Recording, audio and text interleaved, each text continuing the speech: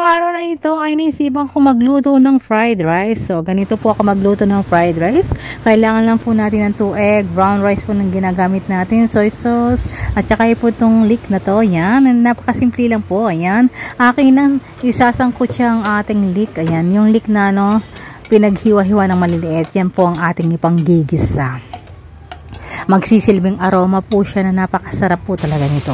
So, ito po yung tips ko para sa inyo. Pagka po yung leeks po medyo nangangamoy na po, yung amoy niya malalaman niyo na po, yung po ay paluto na siya. Masarap po talaga siya.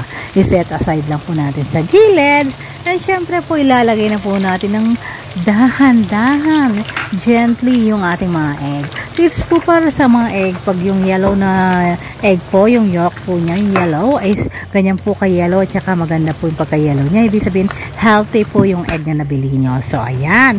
Lalagyan na po natin ng konting soy sauce at saka po yung ating oyster sauce na pangpatamis po siya. Talagang balancing po yung kanyang dyan. So, hiwa-hiwa ko lang siya ng konti. Anong hiwa-hiwa?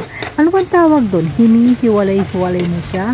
So, ayan pong tsura niya. So, gently lang pong pagluluto natin. Hindi po siya masyadong rush.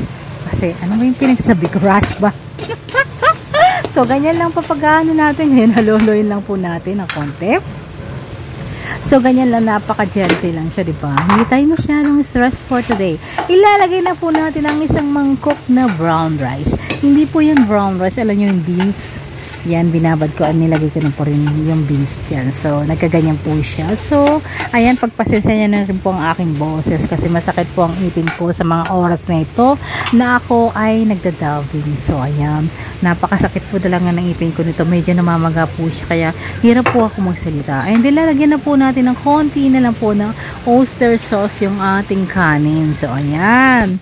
At, konting toyo na rin para malasang-malasang. Alam niyo pa po mga working mom, yung anak ko paborito po niya to. Ganito lang po, napakasimple, hindi na kayo mag-uulam. Palagi namin kinakain ng ganito kasi yung less ulam na, nandyan na lahat, diba? Tsaka yung talagang hugasan, tsaka yung mga gas, lahat, diba?